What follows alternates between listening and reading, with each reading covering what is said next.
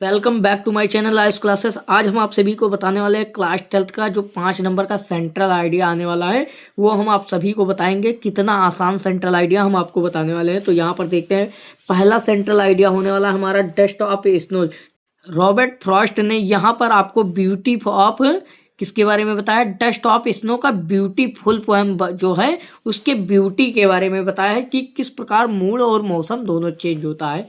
तो यहाँ पर देखते हैं, dust of snow is a beautiful poem written by Robert Frost. मतलब रॉबर्ट फ्रॉस्ट द्वारा जो ब्यूटीफुल हमारा लिखा गया है डस्ट ऑफ स्नो पोएम, उसके बारे में हम आपको जानेंगे। तो यहाँ पर देखते हैं, the poem express the significance of small thing changing on mood. मतलब ये उसके बारे में बता रहा है कि लेखक जो है वो एक बार में ही छोटे स्मॉल थिंग के बारे में, एक छोटी सोच की से उसका मूड किस प्रकार चेंज हो जाता है। तो यहाँ पर देखते हैं, the poet has mention crow. मतलब एक क्रो और हेमलॉक ट्री है।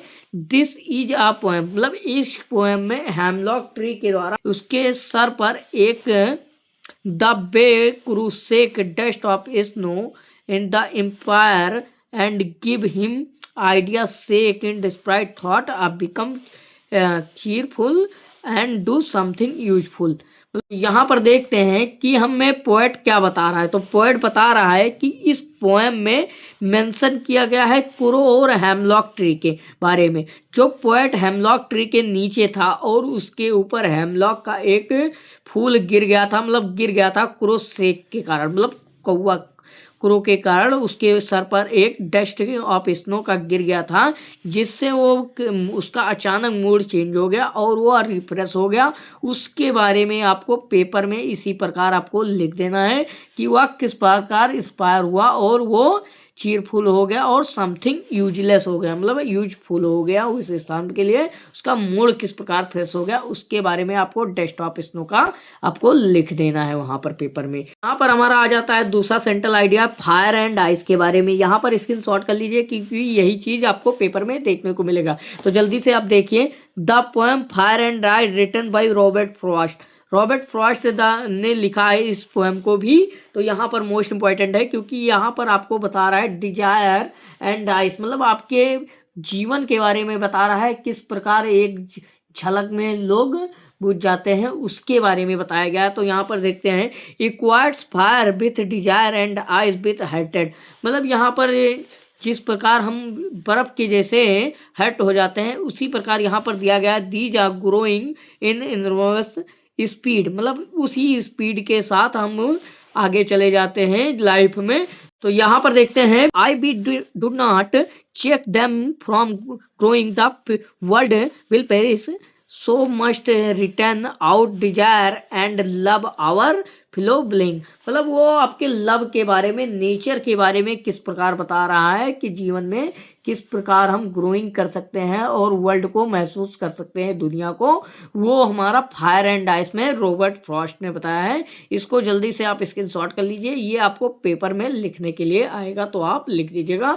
ये सिंपल सा आप अगर लिख देंगे तो आपको कितना नंबर मिल जाएगा? 5 नंबर आराम से मिल जाएगा। ये हम 4 बताने वाले हैं आपको सेंट्रल आइडिया, ये चारों आपको पेपर में लिखना है, आराम से आपको पूरा नंबर मिल जाएगा। अगला हम बताने वाले हैं जो हमारा मोस्ट इंपॉर्टेंट है, ए टाइगर इन द जू का central idea. Tiger in the जू का सेंट्रल आइडिया हो गया यहाँ पर। तो टाइगर और zoo in the composed by the Loven Norris. मतलब लॉरेंस नॉरिस ने यहाँ पर हमारा टाइगर इन द जू को लिखा गया है। तो ये पोएट क्या चाहता है कि किस प्रकार वहां पर बिल्ड एनिमल जानवर, मतलब टाइगर इन द जू में किस प्रकार रहता है उसके बारे में। The poet want to convey that coral keep build animal a small cell in the zoo. मतलब जो बिल्ड एनिमल है, मतलब जंगली जानवर है, वो किस प्रकार एक स्मॉल सेल में हमारे रहते हैं, मतलब जू में किस प्रकार, चिड़ियाघर में किस प्रकार रहते हैं। तो उसके बारे में आपको यहाँ पर बताया गया है कि टाइगर जो है बिल्ड एनिमल वो स्मॉल सेल में किस प्रकार है। अबे द दियर नेचुरल हैबिटाट, मतलब वो प्राकृत के लक्षण से के साथ जुड़ा हुआ है और उसका आदत जो है वो प्राकृत के लक्षण बताते हैं। दे फेल एंग्री, मतलब वो जो फील कर रहा है वो बहुत एंग्री फील कर रहा है, मतलब गुस्सा फील कर रहा है, क्योंकि वो स्मॉल सेल में है, उसको जंगल में घूमना चाहिए। हेल्पलेस हो गया है, मतलब हेल्पलेस, उसकी कोई हेल्प नहीं कर सकता कि वह वो स्मॉल सेल से निकलकर बाहर घूम सके। Unhappy and remember their life and enjoyment, मतलब इन्वायरमेंट, वो प्राकृतिक का कोई भी चित्रण नहीं ले पा रहा है और अपने लाइफ में अनहैप्पी है, खुश नहीं है, क्योंकि वो स्मॉल सेल में है। इस सेंट्रल आइडिया को आपको भली भांति इसी प्रकार आप अपने लैंग्वेज में भी कन्वर्ट कर सकते हैं, ट्रांसलेट द्वारा वहाँ पर लिख सकते हैं, तो आपको भी नंबर मिल जाएगा। लेकिन आपको पहला वर्ड लाइन लिखना पड़ेगा। The poem a tiger in the zoo composed by Loven Norris, the poet want to, ये आप लिख सकते हैं। तो इसके बाद आपको नंबर मिल जाएगा, जो भी आप टाइगर इन द जू के बारे में लिखेंगे वो आपको नंबर मिल जाएगा। तो यहाँ पर देखते हैं दूसरा है हमारा ट्री के बारे में। सेंट्रल ऑफ द आइडिया जो है द ट्री के बारे में, तो यहाँ पर ट्री के बारे में दिया गया है जो हमारे एड्राइन रिच ने शो किया है। एड्राइन रिच जो हमारी शो किया है, वो एड्राइन रिच एक दिन हम पेड़ के नीचे खड़ी थी, तो वो फील कर रही थी कि पेड़ किस प्रकार हमें नेचुरल मूवमेंट सेव कराता है। वो आइए देखते हैं। In this poem the poet Adrienne Rich show the conflict between man and nature. Here a message given by her that tree about him cannot called a nature, मतलब वो प्राकृत का जो चित्रण कर रही है, वो ट्री जो है वो उसमें हमारे जो कार्ड है नेचुरल का, प्राकृत का, वो हमें बता रही है कि ये नेचुरल का, प्राकृत का हमारा विकास दिया गया है। तो हम प्राकृत के बारे में, वो जो पेड़ पौधे हैं वो प्राकृत में आते हैं। तो यहाँ पर देखते हैं the real nature of outside, मतलब जो बाहरी है वो रियल नेचुरल दिया गया है, मतलब रियल प्राकृत है। जो बाहरी ट्री है वो रियल प्राकृत है। जैसे कि यहाँ पर हो जाएंगे द जंगल और ऑन द माउंटेन, मतलब जंगल और माउंटेन ये रियल प्राकृत हैं। जो हमारे ट्री के हैं प्राकृत, वो जंगल में रहते हैं और माउंटेन पर रहते हैं ट्री, वो हमारा रियल मूवमेंट है।